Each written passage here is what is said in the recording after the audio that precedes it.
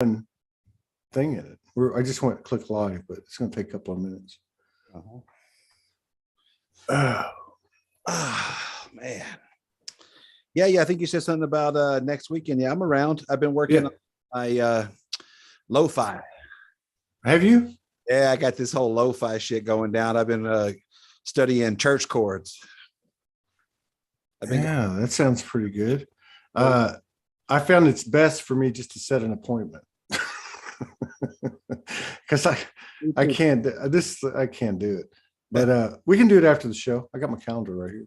Okay, cool. Yeah. Saturday would be good.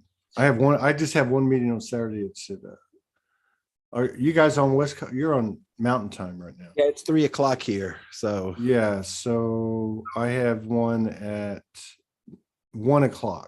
That's the only thing I have Saturday. I'll have to look at my calendar. I think I have a full day on Saturday. Oh, you do? Well, we could do Sunday. Yeah, I just connected. We're live. I just connected with this DJ out of Arizona who's very cool. I'm gonna try to get him to come on. I actually had a conversation with somebody for the first time in a long time. It was like 2 days ago. And then yesterday, Robert Evans came on, and he does like this spiritual rap. Yeah. And we played a little bit. It was kind of fun. He wanted to do some stuff. So go ahead. And then I started doing a little bit, I was telling him about that function we had over at, what was it? Chocolate Tree after Soulogy Fest. And, how that kid came up. Oh, wait a minute. Let me get this damn thing working. Let's see. Well, hang on. I'm looking for Ty Hudnall. Oh, here we go. There he is. Right on. The Wizard Time. Somebody said Wizard Time. Yeah, I think their name says that every time. So we just had a pretty cool show with Patricia Cota Robles. What's that? And it's your birthday. Tomorrow's my birthday. Solar return. Right on. The big return. 60. It's a big number. Yeah, it's the second Saturn return. Oh, we'll have to talk about that. Mm-hmm. Your voice popped out. It did. Let me you might want to increase the gain. Turn the gain up for sure. I mean, it was okay, but yeah, 60. I can't believe that. Is that better? Yeah. Okay, yeah. I got a new little board. It's pretty good. Yeah, we're gonna have to talk about that this weekend. Yeah. I guess there was a reason we didn't connect because other things had to happen, but now it all makes sense to me.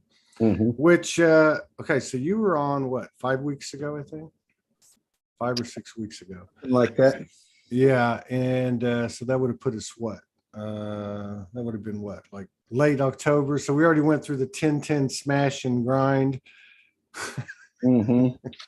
Right. And right. And Patricia Cota Robles was just on. She was talking about the significance of the 11/11 in particular this year and going into 2022. Mm-hmm. She had a lot of really interesting things to talk about. But so like 11/11, like October was, in a very good way, a bloodbath. And it seemed like there was an integration period going in November. Morgan pulled up at the beginning of the month. Worthiness. I heard several people, including Robert Evans a couple of days ago, say, I just came out of this whole worthiness thing. Judgment's going away. Now we're in December, and it just looks like amazing. Looks like we just got to the top of what do they call those when you're snow skiing? Like the giant mountain. You're at the top of the giant mountain, and maybe we even got pushed over and we're going down the mountain and we didn't realize how steep it was. But so what's happening through your understanding, with the different vehicles that you kind of connect with? Well, astrologically, we're definitely in for some interesting energy in 2022. Well, What you just talked about, the 1010 thing, was reflective of what happened in 2020 in the Mars retrograde and the internalization of integrity. What really happened 2 months ago is the clearing of all that integrity finally took place in the material world. We're fixing to, which is one of my Texas phrases. Serena loves it when I say fixing to. Me too. We're fixing to go into the Venus retrograde coming up on the 19th of December and to the end of January. And this retrograde is going retrograde where all of the karmic collapse happened in 2019, May 5th of 2019, and all of 2020. And the huge collapse that we experienced in specific parts of everybody's lives where Saturn and Pluto showed up to really dissolve the karma. Venus is going to go retrograde and really bring the rewards forward of growth that was made in that period, or the growth that wasn't made. Because it's in Capricorn, and Capricorn's about what's useful. And if it's not useful, Capricorn's not into it. So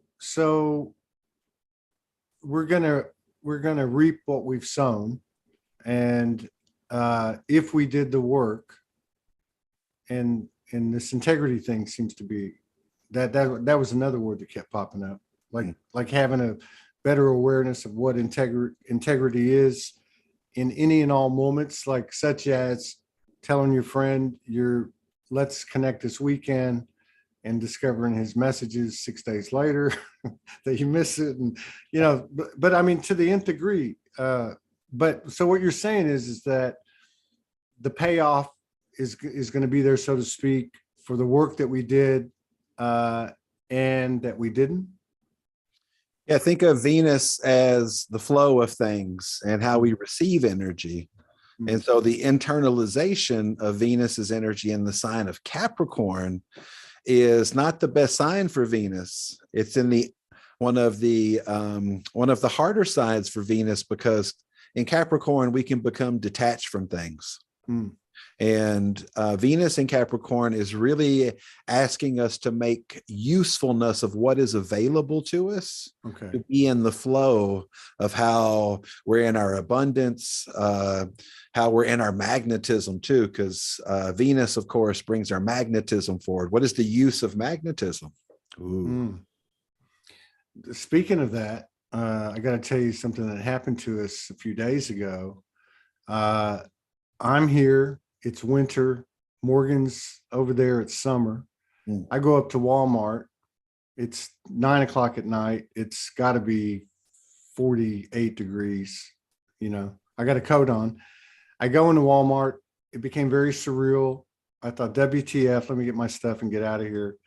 It just felt like a dead energy. It felt like the atmosphere when a tornado's about to hit and everything just goes still. Right.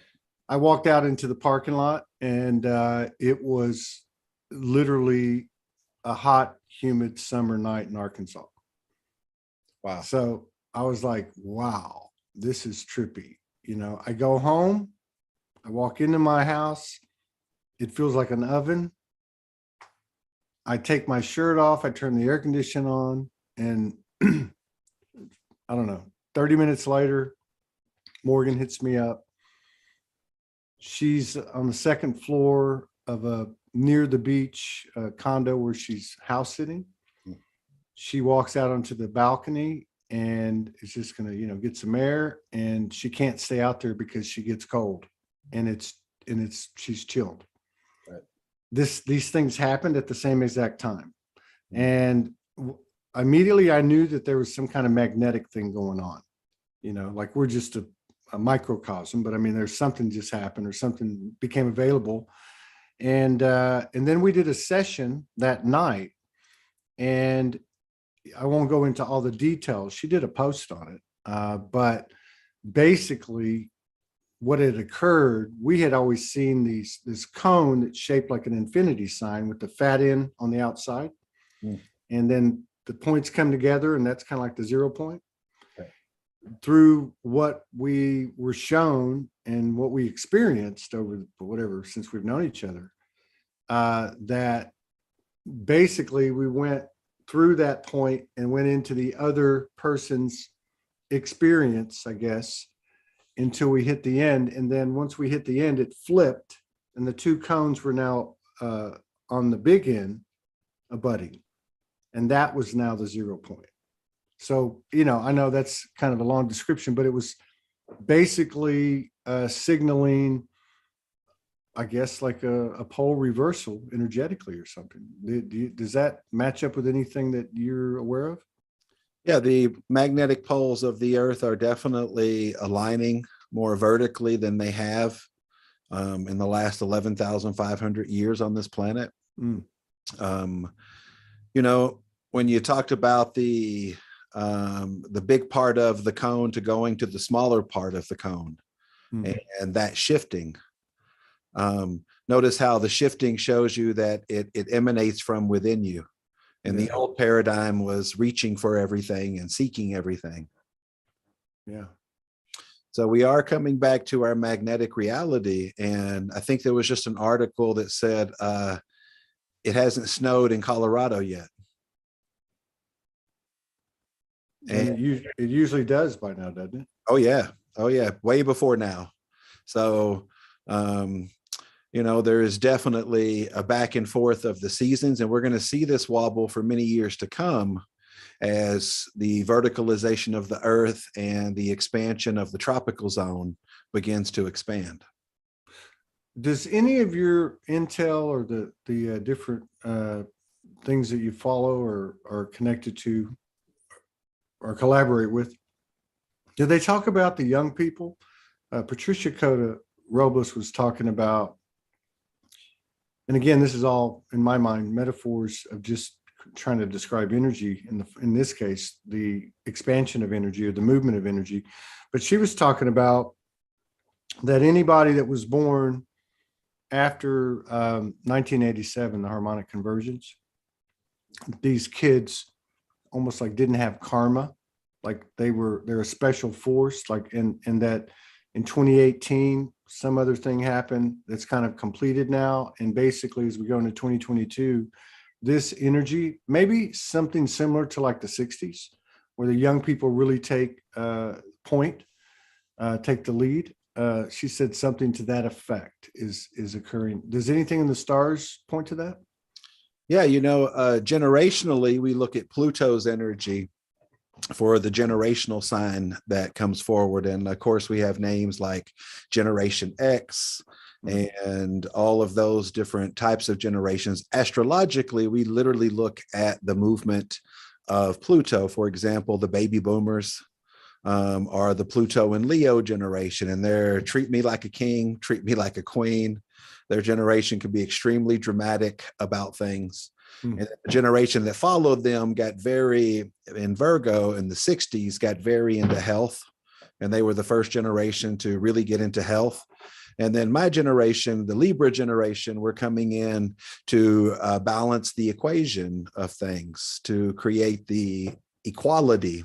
And so our generation is really into equality. In the 80s, 1983, Pluto invaded Neptune's orbit and came closer to the Earth, and Neptune happens every 234 years. And this generation has a lot of sexual issues and intimacy issues. They're the Scorpio generation. And then in the 90s, we had the Sag generation, and those kids were here to seek truth and to live from their truth. And then in around, I believe, 2005, we started the Capricorn generation, and those kids born between now and then 2005, 2008, something like that. Don't quote me on the exact years. They're not going to stand for capitalism like we do. Wow. They're going to make use of things.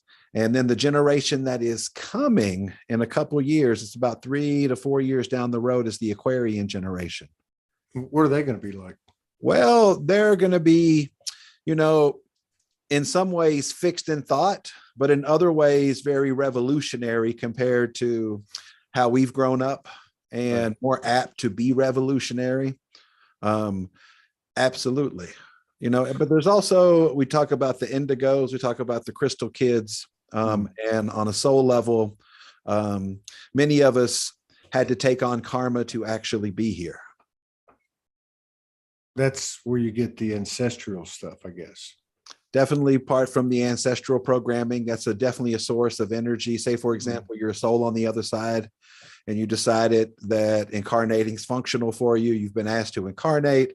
They set it up for you, and then they set you up with a family that identifies the most with your destiny, that identifies the most with the karma that you can take on. You go in, you choose your parents.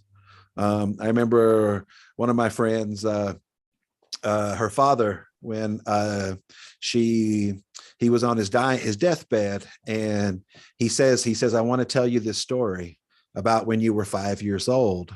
And he said, when you were 5 years old, you threw a fit one day and you told me that you wanted your redheaded mommy. And before I dated your mother, I dated a redheaded woman, and it went terribly.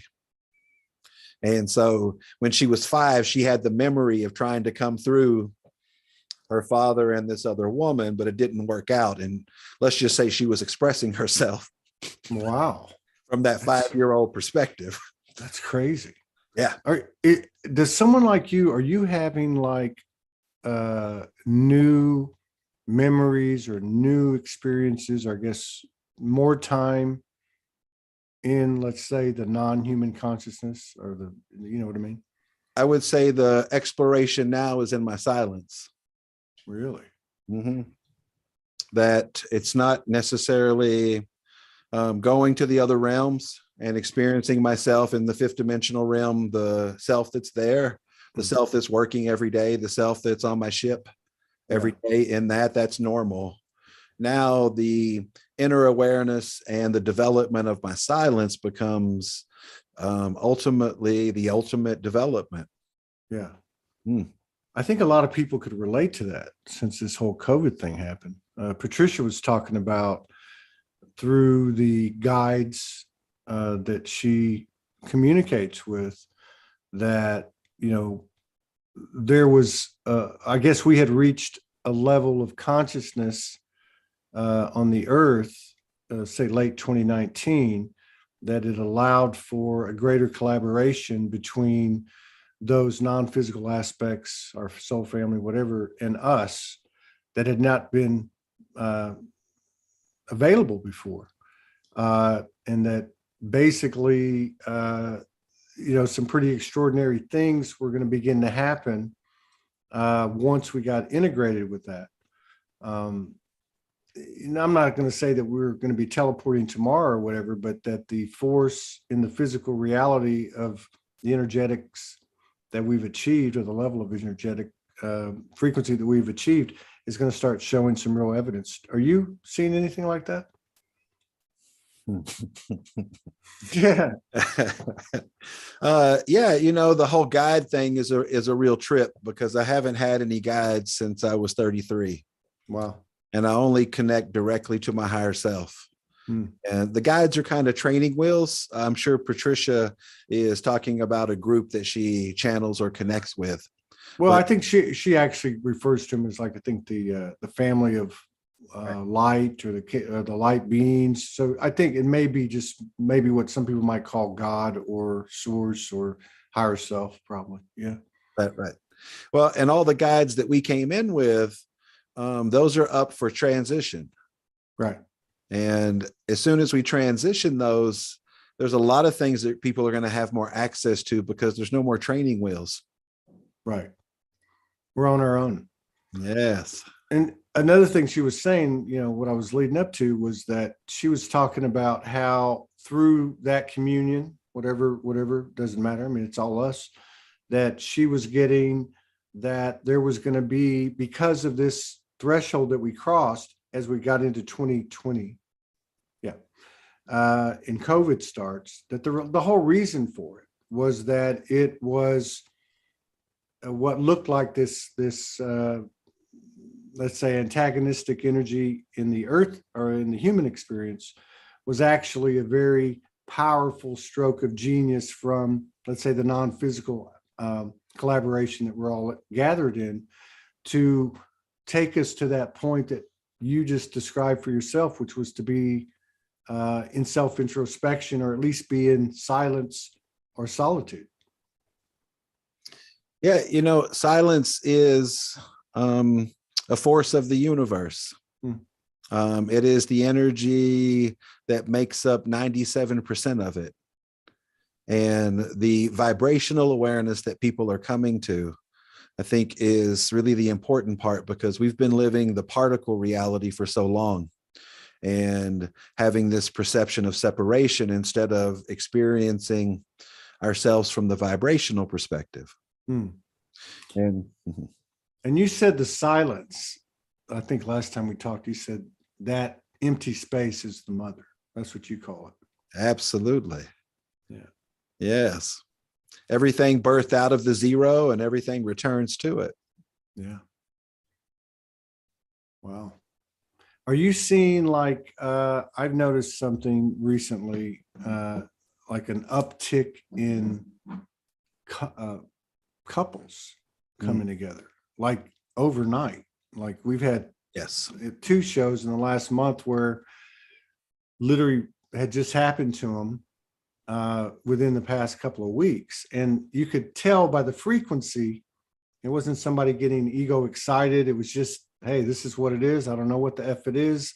I don't know where it's going, but nothing like it. And the characteristics that you see over the years of people when they get that soul recognition of somebody who's a powerful player, or maybe even their partner in this lifetime. Yeah, I've been seeing that in my astrology practice. Since there was so much upheaval in our relationships in 2019 and 2020 from the collapse of the karmatic structure, the old karmatic structure, or the old structure, or prison would be a good way to describe it. That many people definitely departed from old paradigms in relationships, like the pleaser and abuser program. And now are stepping into the empowerment program of relationships, and empowerment and transformation, which are the other 2 parts of Saturn and Pluto.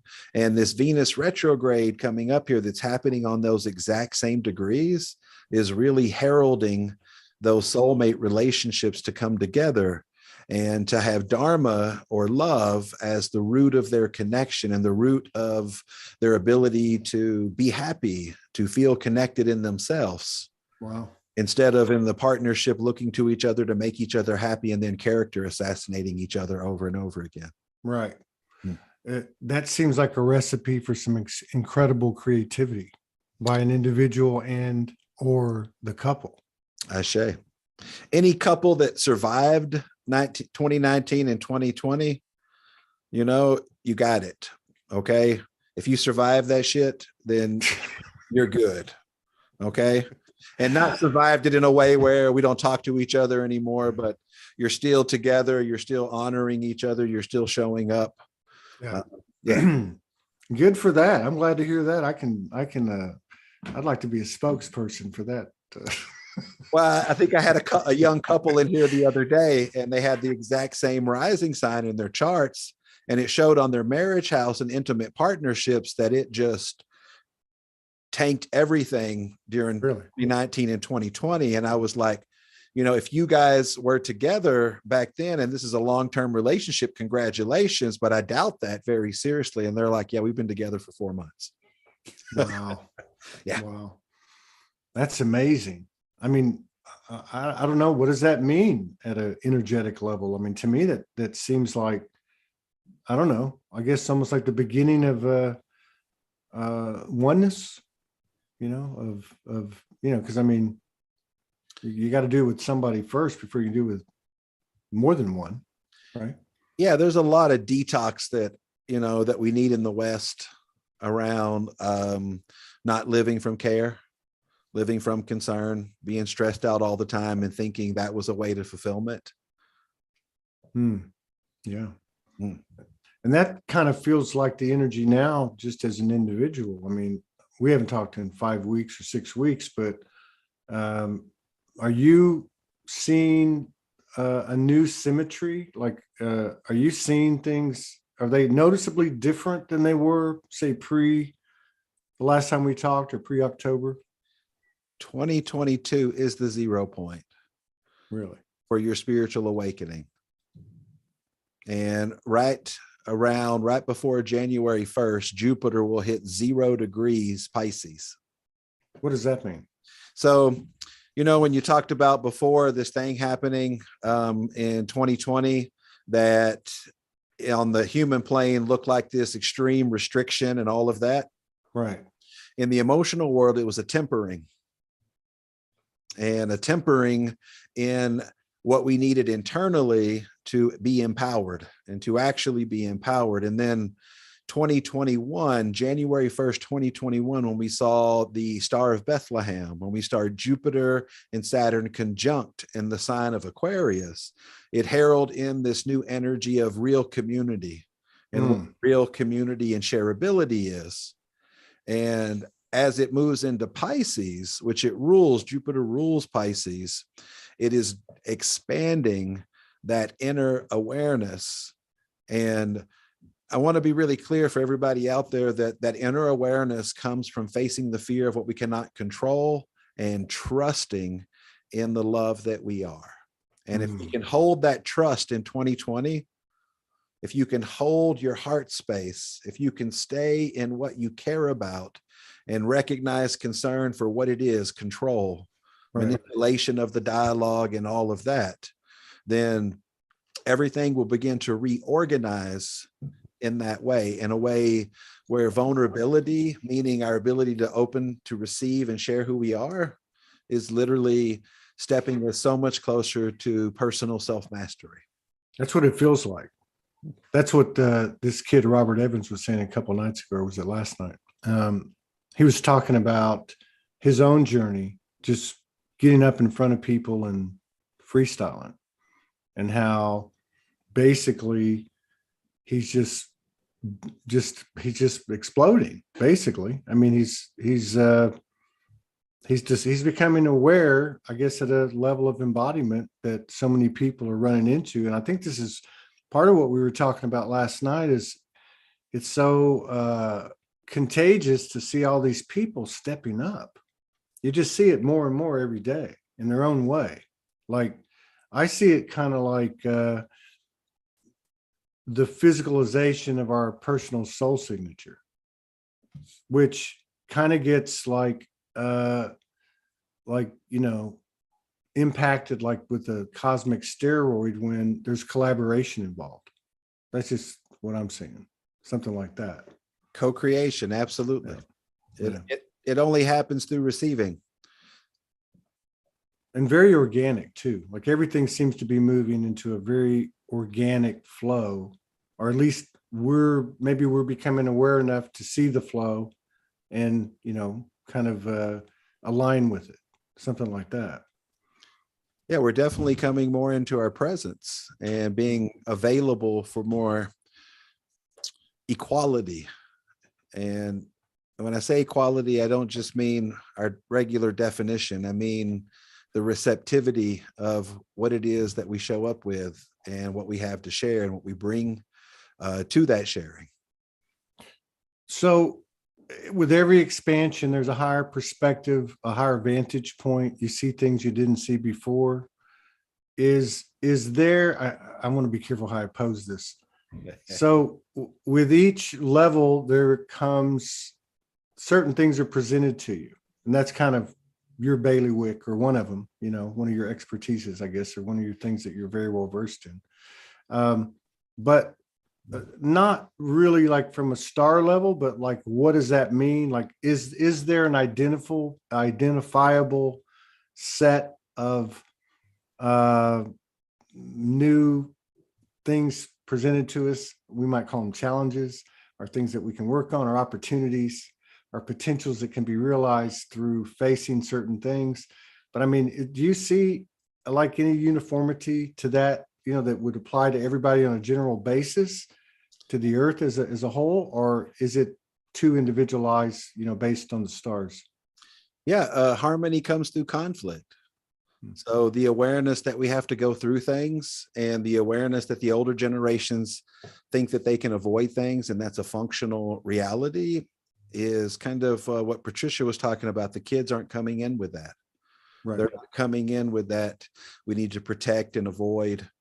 So it's kind of like music, Todd. In the universe is however much tension we face, that's how much more the resolution is beautiful. Wow. Yeah, you told me that about relationships. Same thing. Absolutely. You got to have that what is it? Friction. That's the Vesica Pisces, maybe, right?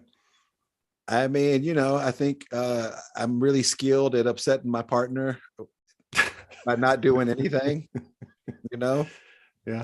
And that level of frustration and tension is definitely attraction. And I see that in people's composite charts or the marriage chart. When we put their charts together, if they have no tension, it lasts a week. If there's a healthy dose of tension and harmony, then you have something to really work with.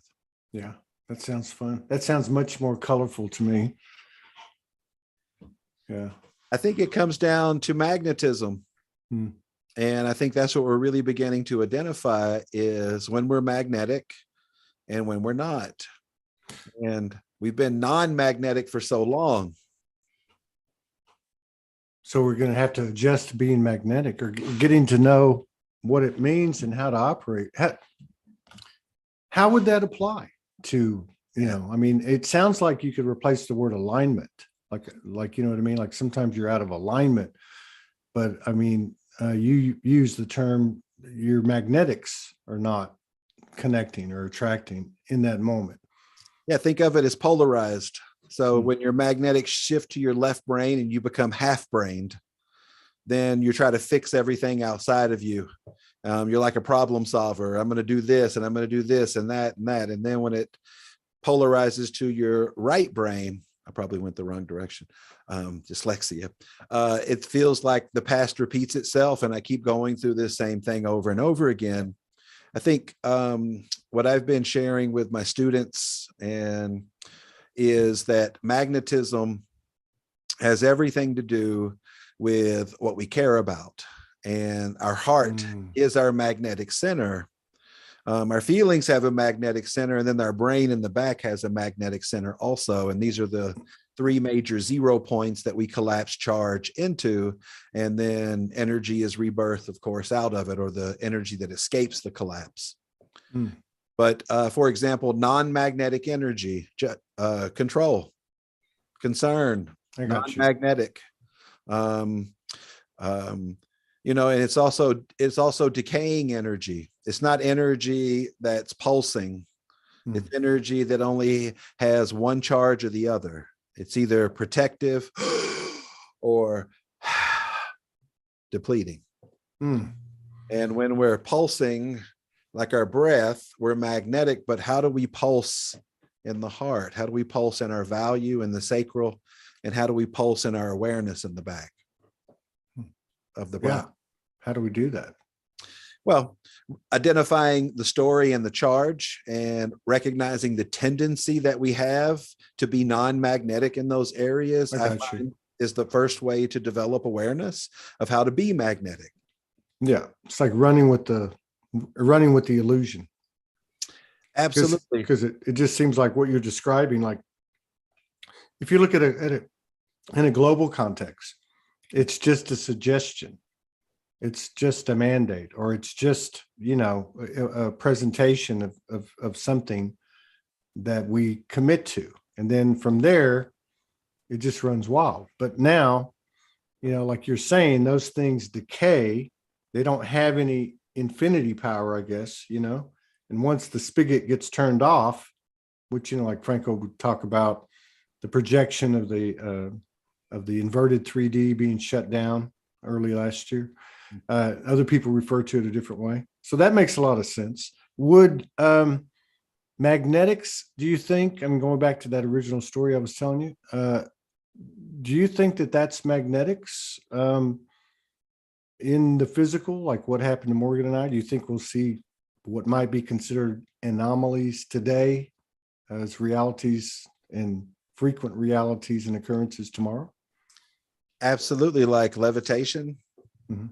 like spontaneous healing of, of the cellular system, where, say, for example, we have a blood cell analysis and you're seeing it heal right in front of your eyes.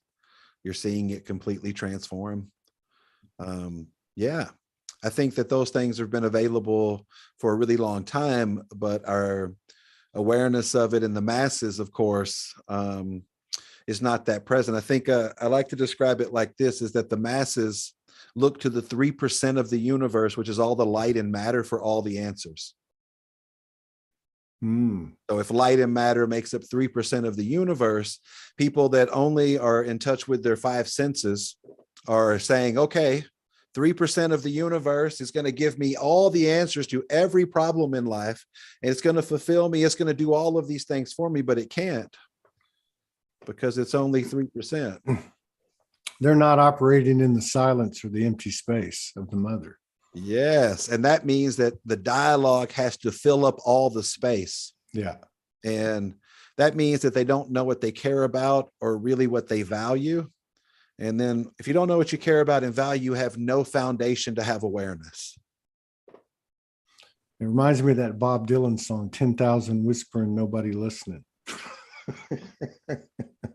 Right. So the thing with that's been pretty incredible. I know we talked about this before, but the masculine and the feminine, and then to see that in a physical relationship, there's obviously been massive, I don't know what you want to call it, but realization, or let's just say a level of expansion that where one gender can fully understand, almost like stepping in the shoes of the other gender. I guess I'm just describing divine union within oneself, and there's enough of that has been achieved, or enough of that trajectory has been traveled, that we're starting to see the physical part of it.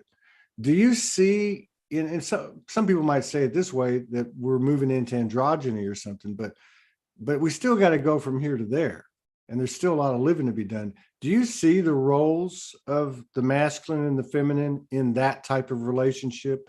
Do you see those changing? Is there anything in the stars that lends to an evolution, or a new phase of evolution for the genders and their roles? Absolutely. The chief of the Toltec people, Baba Ricardo Cervantes, he's down in central Mexico. And what the Toltecs are sharing with the transition of our gender roles is that women have been holding the heart space for the planet for a really long time.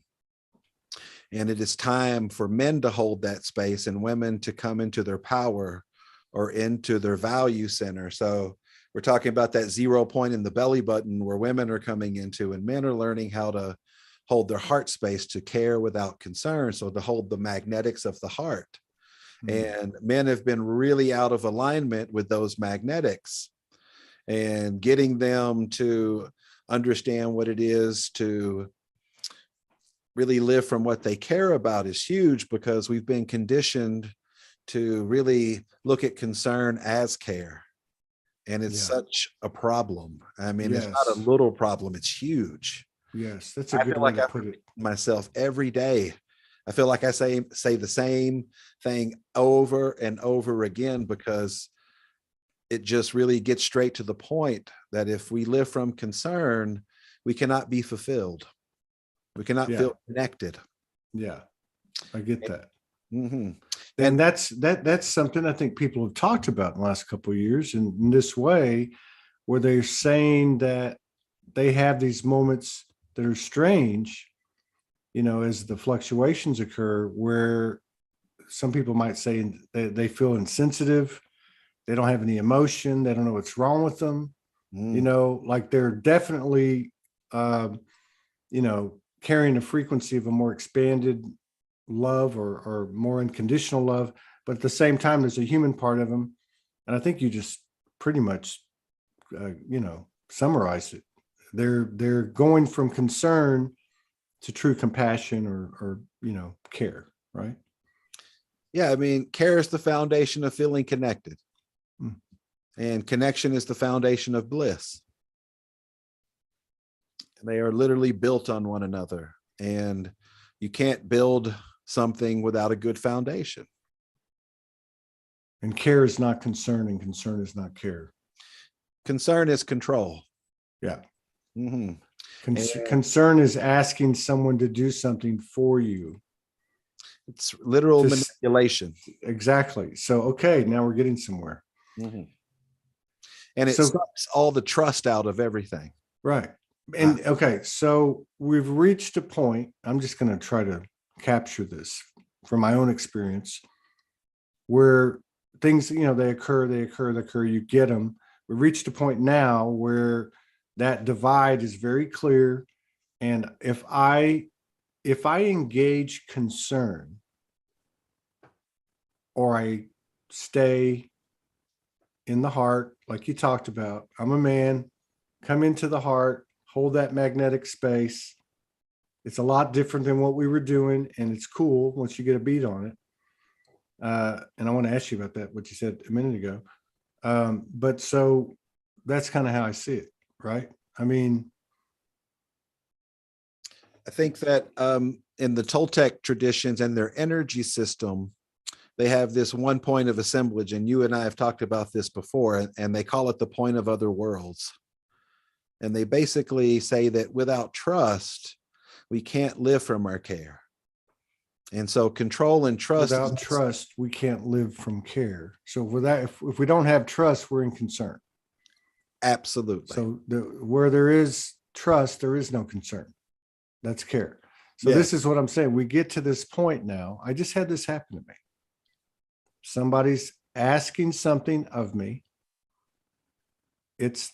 I'm positive what I'm looking at. And I'm standing here going, do I engage this concern and basically by my acts, by what, there's an act, there's physical action involved, let's just say. It's making me sick to think about it.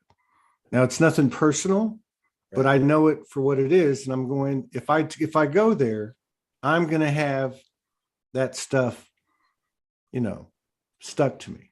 I'm not that I can't get rid of it, but why do I need to do that versus staying over here, understanding the situation, being compassionate and caring about it? And I'm not trying to advocate that, but it sure feels like that's the way it should go, and I feel like that this is one of the things that's been happening. People have been describing this year, being more direct, having higher levels of intuition and telepathy, and also honoring ourselves, which we know is the highest honor we can give to the mirrors that we share this space with.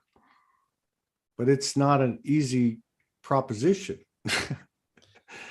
I read a quote today that said, a warrior is never under siege. A warrior is never under siege.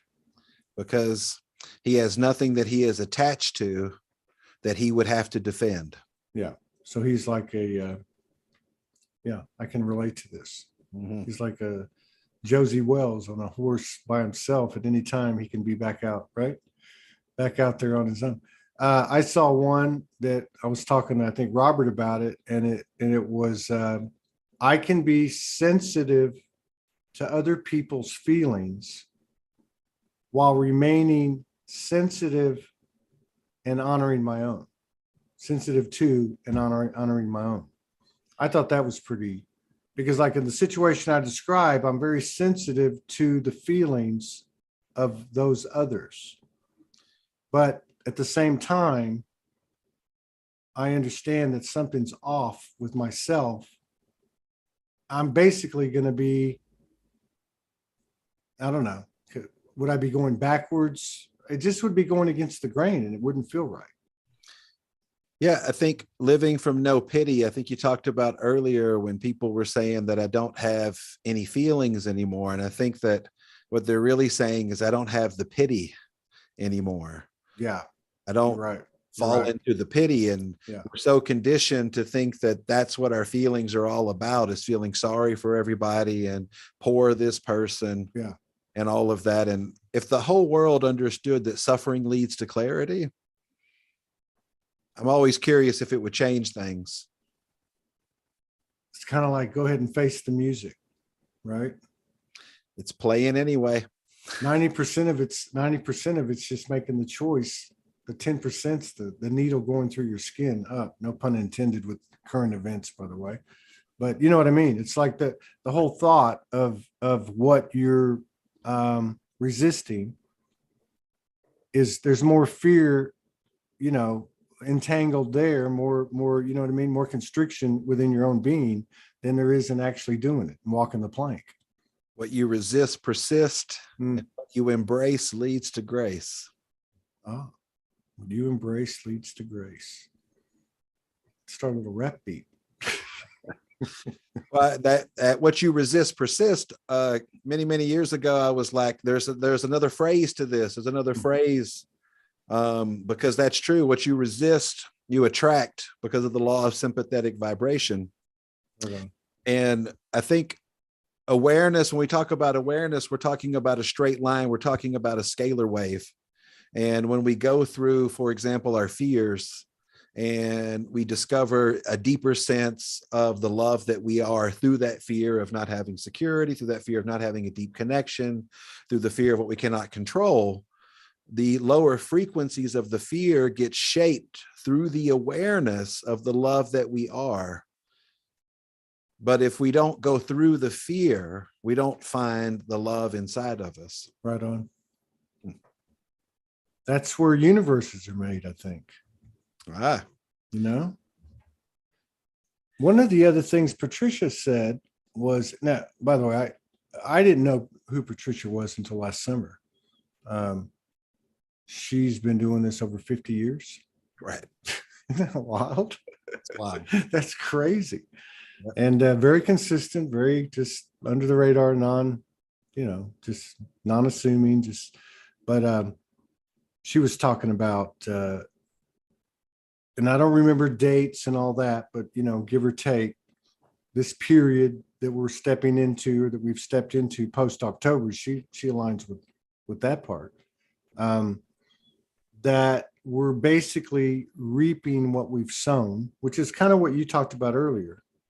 But it just sounds like, based on the work that we did, what we are sowing is at a level we've never seen before in terms of what we've experienced.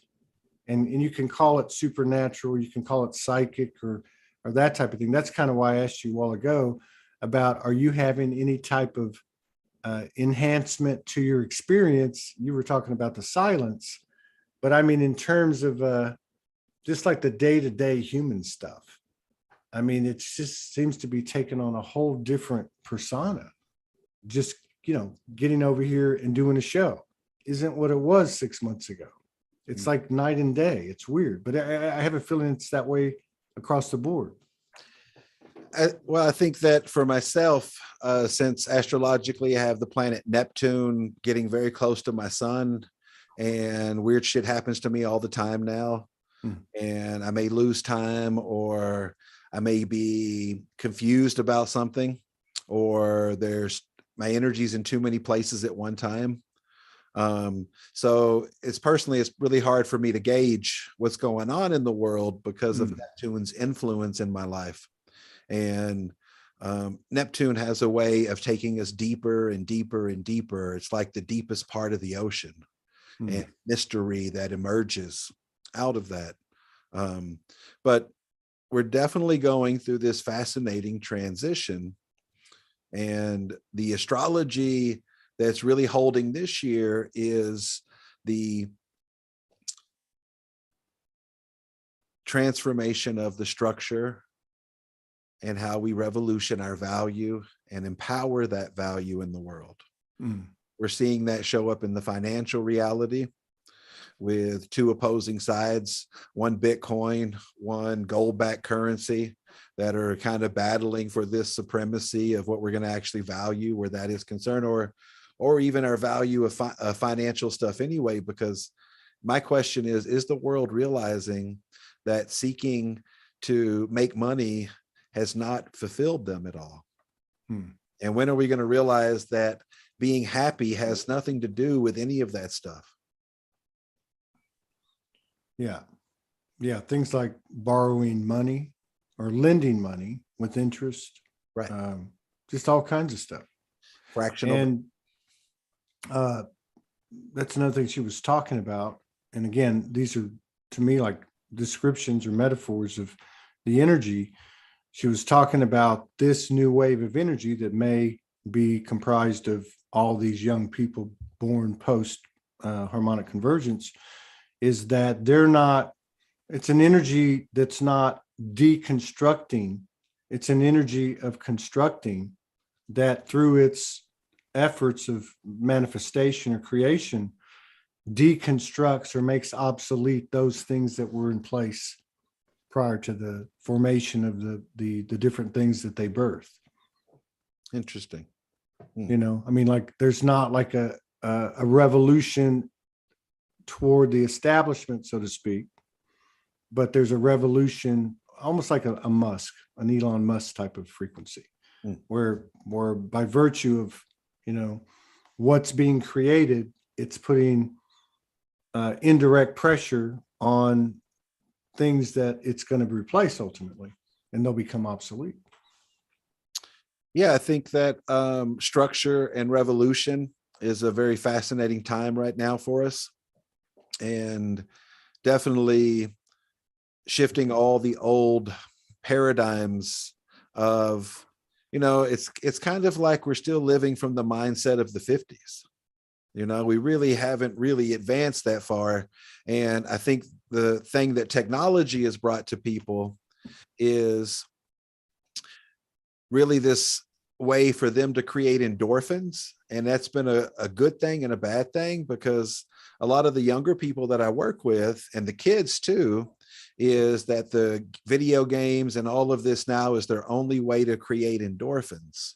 And, the millennials need everything immediately because they were, given things so immediately. And I think we're our subject about magnetism here. And can I create endorphins naturally? Or do I have to seek something outside of myself to get the endorphin connection? Can my brain create the bliss?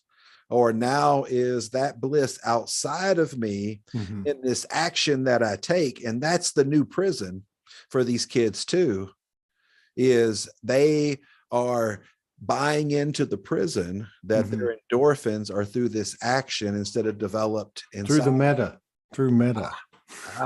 Which we are on right now, right? So that's one of them. So when it comes to creating endorphins, or like I've done, like last night I went to bed hours earlier than I have been. And I, not for the first time, but I said, okay, for every hour of sleep I get, I'm going to get 2 hours or double, what you get when you go through the sleep cycle.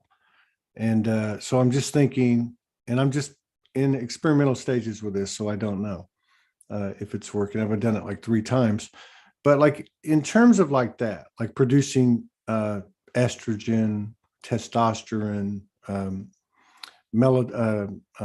whatever is produced, serotonin, but dopamine, but it's particularly endorphins. That's a pretty good observation what you just made.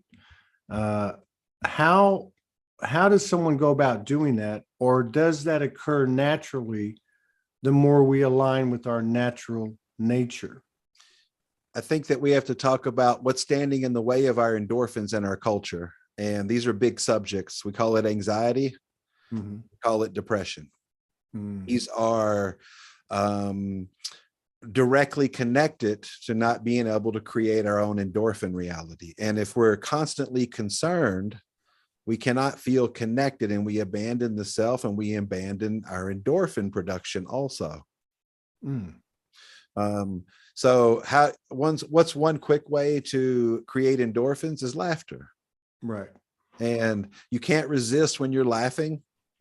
And something happens physiological and also energetic in your magnetism when you laugh. And like, for example, I haven't heard people talking about developing their bliss practice in a long time. That's something years ago I thought was this really thing that was going to grow into this thing. And there were going to be places you could go to get into your bliss and really understand what the bliss practice is. But I really haven't seen that really manifest. A comedy club would be good. Well, right. The endorphin thing too, then. So really this is happening. This is part of what's happening. Like, I mean, I understand, that there's a large influence on these kids. There's a huge influence on the Instagram, TikTok, games, the whole 9 yards.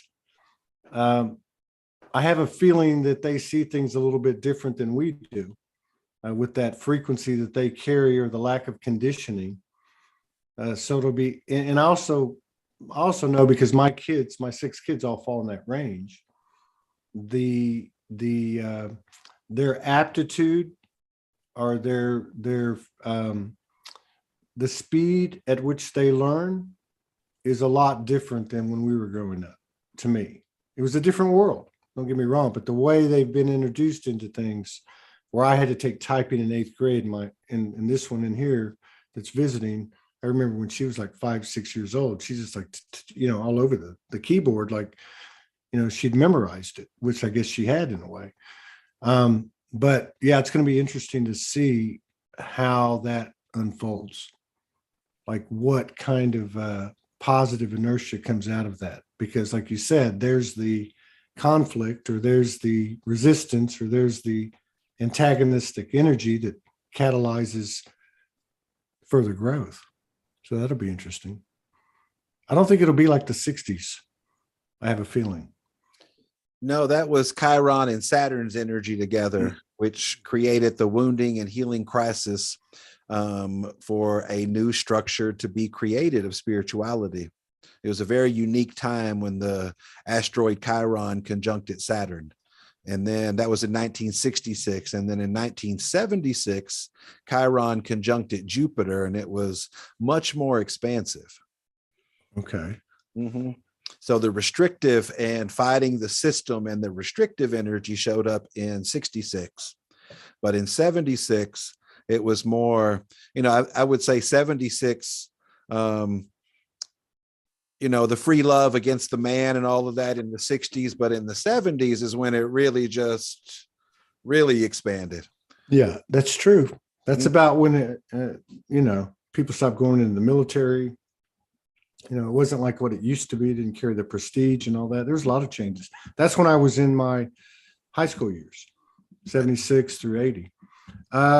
Okay. So Todd, 76. What's that? The year I was born. Well, on that note, I'll be turning 60 tomorrow. And is there anything I should know about astrologically about that day, or anything, just since I have you here? Yeah, this is your Saturn return. And so your physical energy may be a little low. So if you're tired, rest. It's going to be that way for the next 6 to 8 months. And it's already been that way since you hit 59 and a half. And you have to watch your lower back, because I remember your Saturn and Jupiter sit right on your 5th house. Todd was born under what we call a new start lifetime. He had a clean slate when he came in. He had Jupiter and Saturn. So Todd expands and then contracts. Is everything good? Is everything cool? And on a soul level. So this return of energy, especially what you started and built when you were 30 with your kids too, because your kids connect to this return also. I'm really not surprised that one of them's visiting you right now. It's awesome. It's the first one ever. First time one of them's ever come to see me. So yeah, definitely there's some high energy going on. I've been tingling all day. The hairs on my back standing straight up. I don't know what's going on. It feels like electric, and it feels magnetic. Well, all right, man. You get to use the greater qualities of Saturn, which is the empowerment part of it. Most people are living in the density of their responsibilities and their problems, and probably should. That Eeyore kind of energy. But this is going to mark a time when you structure for the next half of your life and what you want to go after in the world. It's ready. It just says not to push yourself beyond your limits. All right. I can dig that. I'm glad I started juicing. Cleaning Absolutely. up my life a little bit. That's very important because a couple of years down the road, Saturn hits your health house. And so you're prepping right now for it. What does that mean? Well, Saturn is in your house of creativity right now and getting stability around that. And then 2.5 years from now, it's going to hit your health house and it can have some lower energy. And that's the time when you add things into your health and restructure things and start doing things really functional for you. There we go. I'm ahead of the game. I got me some dumbbells and I'm going to start power walking. All right, hang on a second. We're going to sign off. We're back in an hour with Ryan McKelzadek. But Ty, hang on so we can set that up. Okay, cool. All right, see you, everybody.